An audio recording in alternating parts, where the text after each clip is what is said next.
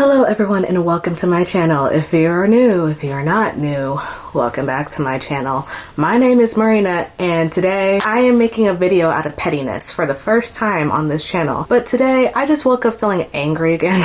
And this is out of spite, more so, but also like, that's okay. I'm making this video because of the recent casting announcement, or cast reveal I should say, of the Children of Blood and Bone adaptation that's coming out within like the next year or two. I don't know. The cast got released at this point. At the time I'm recording this, has been like 2 weeks since they announced who is playing who. And the reaction to it, to be expected, is not good. Still, people are talking about it because it's just, why would they do that? And I'm with the people. I agree. I think that not only did the casting director not hit the mark, neither did the author of said books. I'm not going to state her name because honestly, lost all respect. If I'm being so honest, especially after reading that third book, already had a little loss of respect. Now with this casting announcement and the way that she's been acting on socials to the way people have been reacting to said casting announcement, I'm just in a very overall bad mood, because you guys know that series really helped me get back into reading, specifically the first book, not the entire series because it literally just ended after like several years, but that first book a few years ago when I first read it helped me get back into all of the other books that I read. This channel probably will not be a thing without that book, so it will always hold a special place in my heart, but I'm just overall really upset about how this adaptation is playing out. And it's not even, nothing has even started filming yet, but the casting announcement has already made me lose all hope. So with that being said, I'm here to talk about books that I would like adapted, Black fantasy books specifically, that I think would be perfect adaptations if casting directors were to use their heads. I think that these books next to me would make perfect adaptations. Now, I think like maybe one or two of them have been greenlit into like saying that they're getting an adaptation made, but they've been shelved, I fear, because I haven't heard anything about them since. And it's been years since some of these have been mentioned as being picked up for a show or movie or whatever. So I'm just gonna reinstate it here, so maybe I can push this agenda, because I'm flabbergasted at how much hope has been lost over the past few weeks because of that casting announcement. So I'm gonna be here to give you guys some recommendations, obviously, for these books. I wouldn't want these books adapted if I didn't like them. So this is obviously a book recommendation video, but honestly, I'm just here because I'm upset and I'm petty. So with that being said, let's get started. Okay, so the first book doesn't really need an introduction, because if you know me, you know that this book is my whole personality and there's nothing more to really say. Legendborn by Tracy Deonn was greenlit, I think, at one point to be adapted. I don't know which streaming service. I want to say maybe Amazon Prime Video picked it up like a few years ago when the book first came out. We've heard nothing since. The public has heard nothing. It's crickets. I don't know what's happening with that. I would love an update as to what is, but they're not calling me up and asking. They should, but they're not. I don't know what's happening with it. I don't know if it's still being made or not, but I need it to be. I would love it if this book got adapted specifically into a show, not a movie. Walk with me here, okay? If you don't know what Legendborn is, you really should. You should get into it like immediately, because not only is it a fantastic series, but the third book comes out in like less than a month. So get into it. The clock is ticking. You need to go and get into this. So in this book, we follow the main character, Bree Matthews, who is grieving the recent loss of her mother. She is not happy with life, really.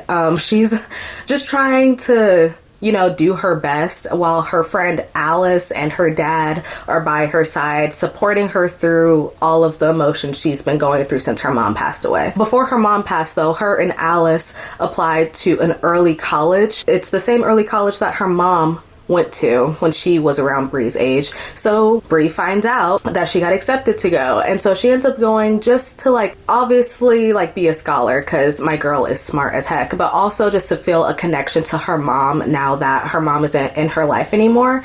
and nothing about her mom's death has ever really made sense to her. She's very confused as to what happened, how it happened, why it happened, and she just really, the way that she's feeling is because, one, her mom is dead, yes, but she has no answers as to what really happened to her mom, and the police aren't really checking, so she's kind of just going through it really bad. But when she goes to this school, she encounters a secret society of sorts by accident.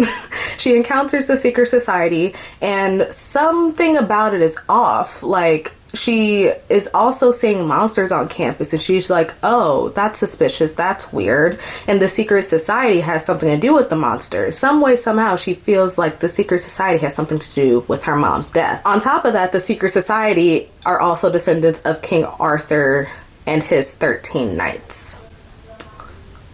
Did you get all of that? I don't know how to explain this book without it seeming a little bit overwhelming, because honestly the plot itself is kind of a murder mystery YA thing, but also an Arthurian retelling and a fantasy, and it's just so much fun. It's so sad but so fun. I love this book with my whole heart. It is literally my personality. I've explained what this book is about like at least 10 times since the making of this channel, because I want everyone and their mothers to go read it. There's no reason why you shouldn't have read it by now. If you haven't, I'm confused. I'm very confused.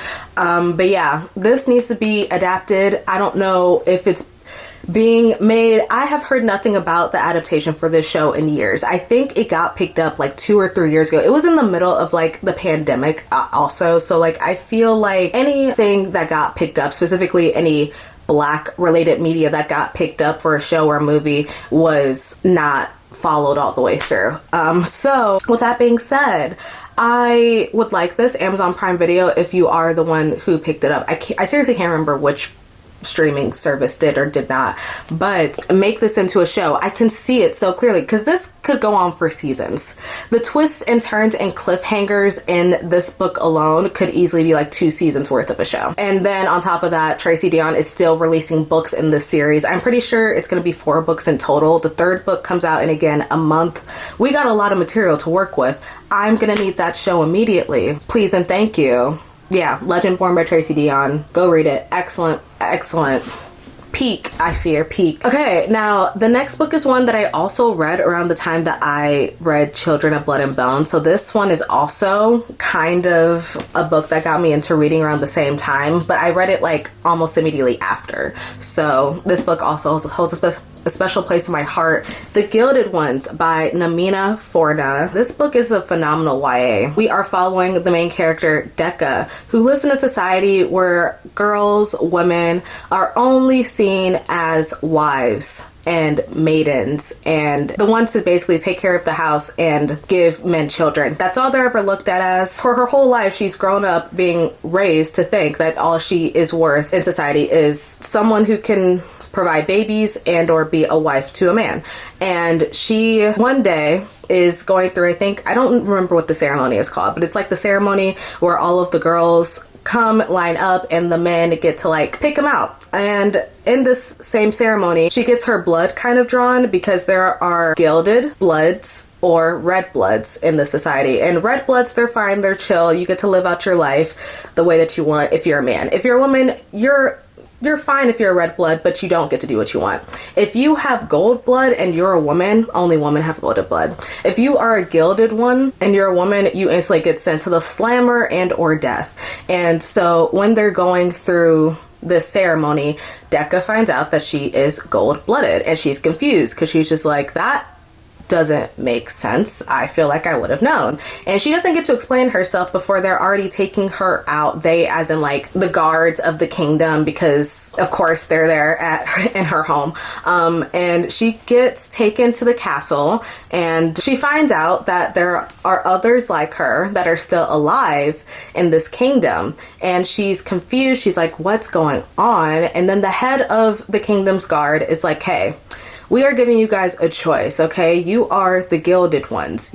This means that you have special abilities to fight. You might also have powers that come with your blood. And with that being said, you can guard the kingdom instead of dying and or being sent to prison for life. This is your option. And of course, Deck is like, I guess I will fight with this group of women that I don't know. And in this book, while she is fighting as a Gilded One, she is learning her worth as a young girl. She is befriending other women and learning the strength that comes with being a woman outside of just like the strength that comes in her blood as a Gilded One. She's like having to unlearn everything that she has been groomed into her whole life, and it's a really beautiful story, very empowering story for young Black girls, I feel. And I think that an adaptation for this would really work, especially like I don't know if it could be on like a kiddie channel, because not gonna lie, some of the themes in this book are very dark. A lot, especially in that sequel, oh, tears down my face, very dark. So I wouldn't say I would give it to like a Disney or Nick. Also, I don't think Disney or Nick would have the right budget for something of this magnitude. Sorry. They probably do, especially Disney. They probably do. They just wouldn't put it to good use for this. I'm thinking maybe, hear me out, Hulu or Amazon Prime Video. Now, I would say Netflix, but they can anything. They can throw out anything that is POC or Black affiliated. They maybe let it last like one season, two if you're lucky, and then they're just like, oh, you're not doing like 50 million streams like Stranger Things, you're getting out of here. So I wouldn't give it to Netflix. I would probably give it to Amazon Prime Video and or Hulu, because maybe Amazon Prime Video. The reason why I think Amazon Prime Video works the best in these situations is because they kind of renew anything. Like I can think of maybe 2 shows that I've watched on Prime Video over the last like several years that have ever been canceled. They keep anything going, like, and they're not afraid to give like adaptations like this a good budget, which I can appreciate. So I would like it if Amazon Prime Video were to adapt this and have like young girls playing it.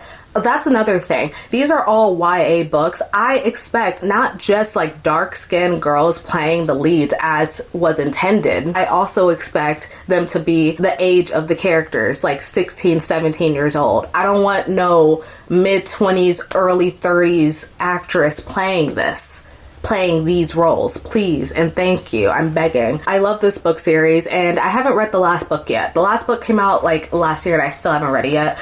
So I don't know how it ends. However, I do know that it's a very strong story. Like I have yet to read like anything like this in terms of like actually pushing the woman empowerment thing, especially for Black girls. Yeah. Need it now. The next book that I have here is one that's actually a graphic novel that I read last year. My friend pushed this graphic novel on me and I was confused. I was like, what about this makes you think I would like to read it? Not because I'm against graphic novels, but because I didn't know what she was so passionate about. She was like, all I need you to do is like read the first 5 pages and I'm sure you will be hooked. And I was like, oh, okay. And then I was hooked. I sat and read that for like 30 minutes and I was thinking about it for the rest of the year up until this point, obviously. I'm going to talk to you guys about Brooms by Jasmine Walls with T.O. Duval. I think that's how you pronounce his name. Sorry if it's not. This is one of the few really good books that I read last year. I read it last summer and I absolutely adored it. Hear me out. Black witches.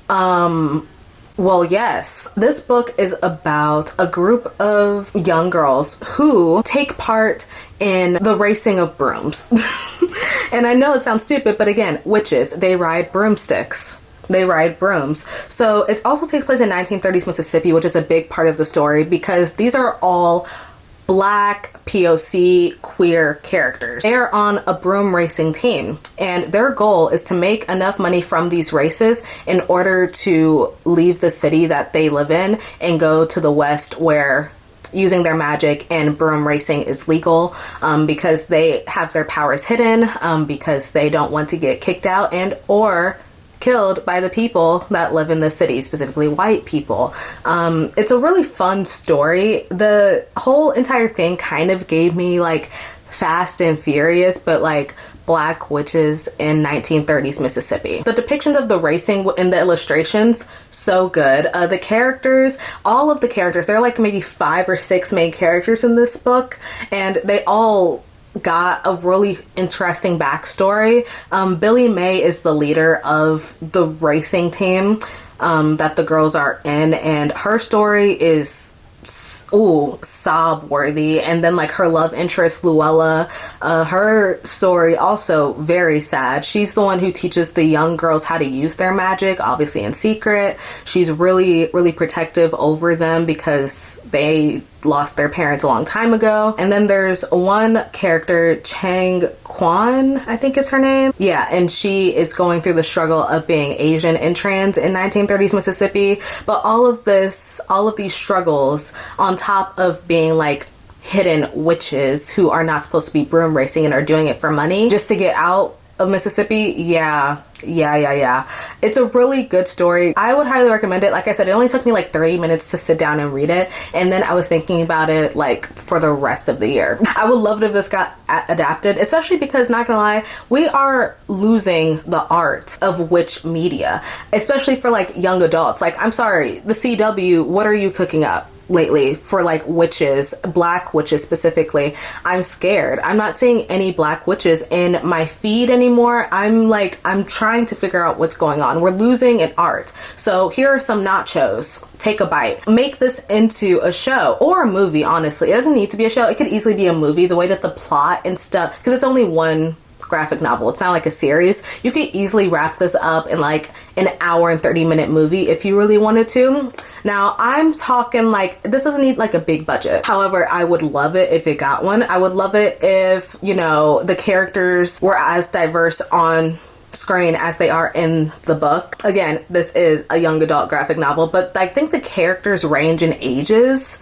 Like, I'm pretty sure the oldest one is like maybe 18 years old, and the others are like younger than that. So you know what, you have room to work with in terms of like casting for the specific roles if you really wanted to. It's up to whoever wants to pick it up. I do think this could be like a really fun kids blockbuster hit because nothing is really explicit in it. It's not really besides like the obvious 1930s racism.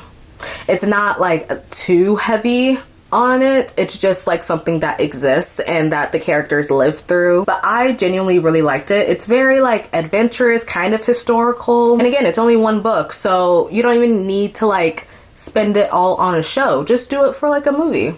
I could see this being a Netflix original movie. If they really wanted to, they could make this into a movie. Do I think they should? No. But also, I feel like, I don't know, if it's not on Netflix, I would rather it be like in theaters, or better yet, have it animated. Animation is fine. Animation is completely fine with any of these. I can't stress that enough. To have this be animated, like maybe like arcane style of animation. Ooh, sorry, I'm cooking. But anyway, yeah, Brooms by Jasmine Walls. Highly recommend the graphic novel. It was just really fun. It was a fun time. Okay, so the next book I'm going to talk about is one that was one of my anticipated releases of last year that I did end up finishing. And I didn't talk about it for reasons. The book that I want to be adapted next is Lore of the Wilds by Annalise Sabrina. This is the first book in the Lore of the Wilds duology. I read this back in December. I did not enjoy it. You might be wondering, Marina, why is a book that you didn't like in here? I didn't enjoy the book. However, I feel like if this were made into a show, Guys, hear me out, listen to me. Okay, so the plot of this book, we're following the main character, Lore. She and the rest of the humans in her community are basically being forced to stay in this one little area of woods by the Fae. The Fae patrol the area. They kind of treat the humans like slaves. They tax them very often. They're not afraid to get violent with the humans, and the humans just want to live their lives and leave the forest, and the Fae are like, absolutely not. The humans are obviously very scared of Fae. They don't really know why they're being treated like this. They don't know their own history of why the Fae got beef with them, because they don't want no parts. When the village ends up getting threatened, Lore is like, okay, look, if you don't hurt these people, I will come and do whatever deed you need of me. Because, mind you, the Fae don't really mess with humans in any sense. and except to like be discriminatory and or violent. So they're just like, what could you provide from us? And she's like, I know all of the languages. Like, I'm an avid reader. I know more than just like human languages. I know Fae languages. I don't know if you can put that to good use, but I have skills that you might need. And if I were to go with you and use these skills to your benefit, will you leave this village alone? Like, these village of people that I care about, full of my friends and my found family. And they're like, okay. They take her to an enchanted library where she is forced to read every book in there and give the Fae info on what is inside these books, because this library is enchanted in the way that Fae can't enter, only humans can enter. And so Laura is like, oh well, fuck. She's like, I can't leave this library, I'm stuck doing this work forever, this sucks. But that was a part of the agreement, until she stumbles across information in one of the books that makes her think that this whole entire thing, this village that she lives in, the Fae world, why they treat humans the way that they do, isn't everything that the Fae make it out to be. And so when she finds out this crucial information, she ends up running away with one of the guards who was supposed to watch her in said library. And the story kind of takes off from there. Like I said, enchanted library, magical forest, kind of. There's a Fae lord in here, Fae guard. There's a love story. It's kind of a romantasy, but not. Look, this book should have made me love it. I just didn't like the pacing. I didn't think the pacing worked with the story, because I'm not gonna lie, at least 3/4 of the book, nothing was happening and I was not enjoying myself. But I feel like the pacing of the book put on screen would make me watch. I don't know. The slow burn of the plot for it to be a duology is crazy, but in a show it could work, because I feel like this could, again, maybe be a limited series depending on like how long the sequel is going to be, because the sequel is not out yet. This book came out like last year, so I don't know, but I think it's fun. There are only Black people in this story, so that's one of the main reasons I picked it up, was because of that. But also Fae, that's fun.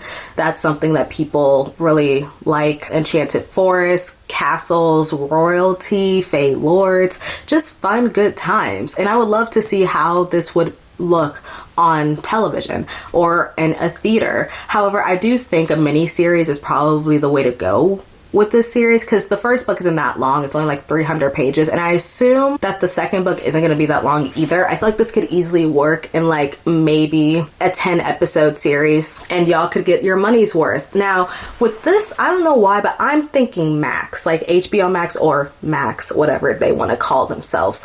I don't know why. I think it's because, especially with like fairies and stuff, this could only work with a really, really big budget to make it look good.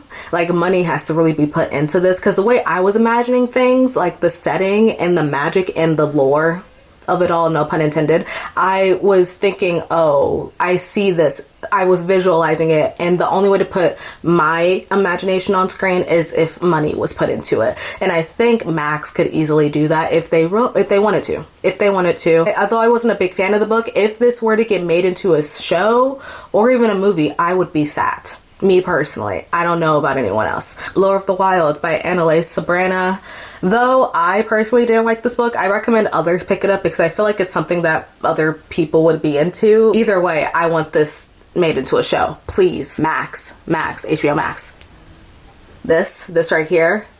Yeah, go do that, please. And then the last book that I have is another one that I've talked about a few times on this channel, but I don't think I've expressed my love for it enough. Like, I don't think you guys realize that this is probably one of my favorite stories that I've ever read. I mentioned it again, maybe once. Again, not enough. Blood Like Magic by LaSalle Sandbury. I don't know what the holdup is. I need this made into a movie, like right now. I don't know why I have to wait for what I want, but I need this. I read Blood Like Magic and Legendborn like around the same time as each other, and I remember that time of my life. I was like probably the happiest I've ever been. Peak YA Black fantasies. Exactly. So LaSalle Sandbury, She is a YA author specifically. I don't think she's written anything other than YA. She's garnered now more towards like YA horror, but the North remembers Blood Like Magic. I think this was her first ever like story, I think, or maybe like her first bestseller. I can't remember, but I remember when this book first came out and I was hooked immediately. I will honestly trust her pen with my life because she gave me this. Now, what exactly is this about? Lovely of you to ask. In this book, we follow our main character, Voya. She is a witch. Everyone in her family is a witch.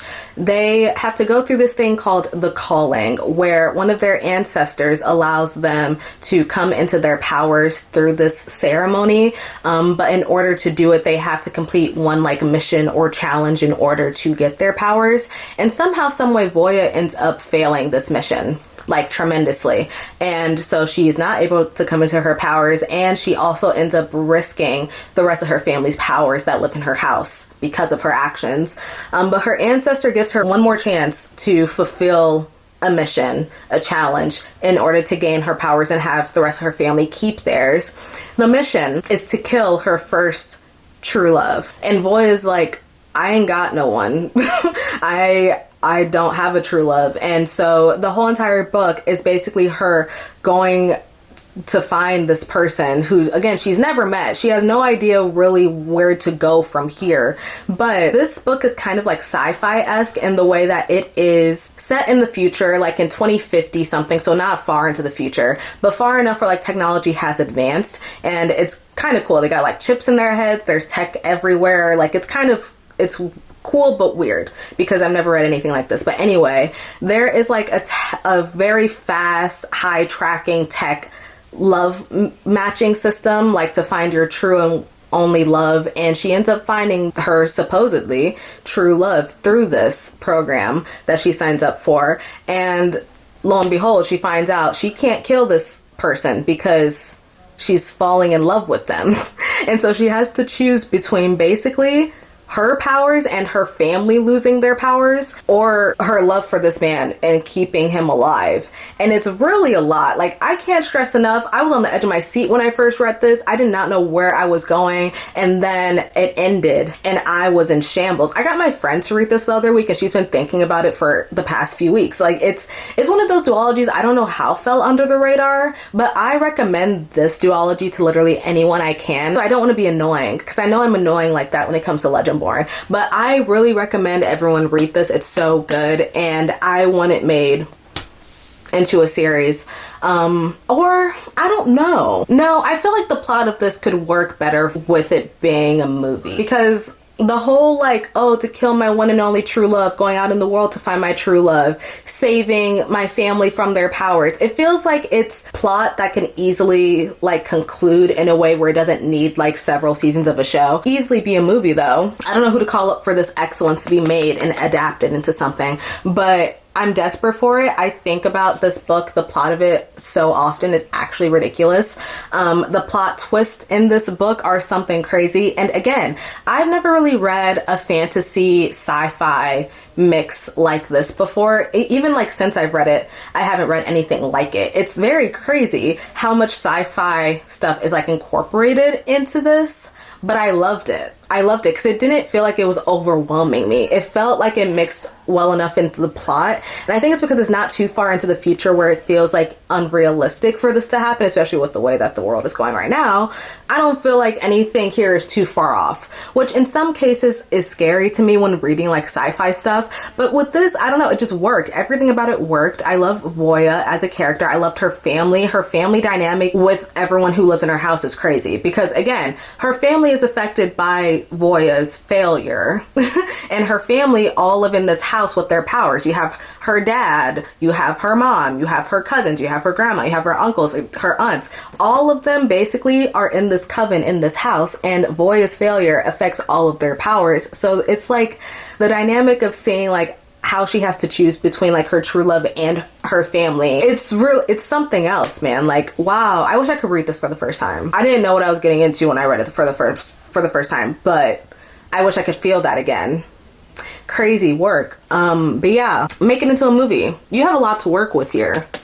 Like, vast amount of characters that you could go into. Also worth noting for, like, I don't know, diversity's sake, because, you know, some casting choices don't like that. I don't know why. But the love interest in this book is trans, and I think that that's great, especially for like a YA center like fantasy. Don't see that often. Don't see that ever, really, for me at least. And I was having the time of my life with this. I seriously recommend this. I recommend Blood Like Magic, and I recommend the duology as a whole, because the way that it ended, I never felt that satisfied ever. I think like a duology that concludes where everything ends perfectly, rare for any series, not even just like duologies, any series, very rare. LaSalle Sandbury, you have my money, and I will continue giving it to you if you were to make something like this again. Like, reheat your own nachos, queen. This, I love that you're rocking with the horror stuff, but this right here, oh, you did your big one. And again, I think this was her first book. Like, this is crazy. Anyway, yeah, movie please. Movie please. I don't know who I gotta call up. The material is right here. It's crazy. Go do that. That's my video. I for sure have been rambling for too long about this. I really just turned on my camera today to be petty. Like, this was the only video that I felt like making today, just to get out all of my, like, not anger, because I was angry at first. Now I'm just irritated and I don't really know what to do. I'm just really sick of not only Hollywood, but like even the authors of these books letting anything slide when it comes to like their own work. It's crazy to me, because I can't get into it. I'm done, I swear. Thank you for watching this video. If you enjoyed this, thank you, because like I said, this was not planned. I did this for myself and myself only. But if you did enjoy this, again, thank you so much. If you like to follow me on social media, where I have been complaining about this for 2 weeks, it's in the description. And yeah, I think that's it. I will see you guys in my next video. Bye everyone.